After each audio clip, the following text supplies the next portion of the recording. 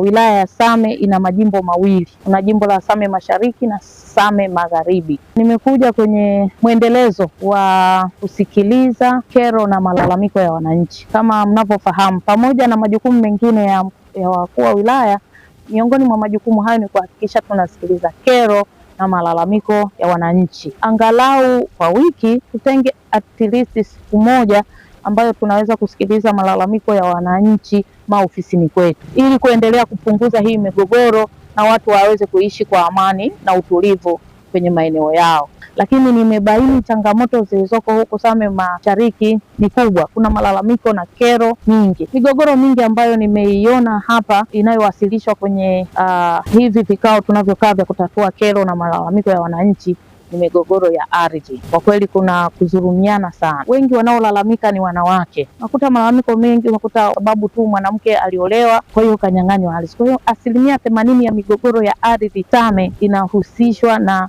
wanawake kunyang'anywa haki yao ya msingi ya kumiliki ardhi. Kwa hiyo nimeona tuhamie kwenye jimbo hili ili kuhakikisha hii migogoro inapungua kwa kiasi kikubwa.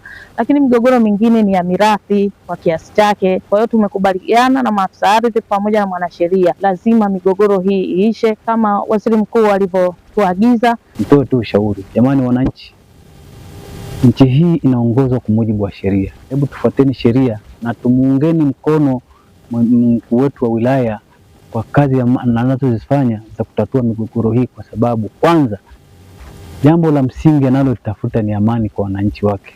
Hili ni jambo la msingi sana, kwa sababu bila amani hakuna jambo lolote ambalo linaweza likafanyika.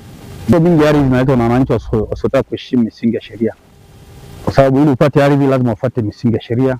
Naomba serikali isimamie, hasa serikali za vijiji ziweke alama kwenye maeneo mbalimbali ambayo yanahusiana na taasisi, maeneo ya watu binafsi, na wale wote ambao wanavamia ardhi bila utaratibu, sheria ichukue mkondo wao dhidi yao.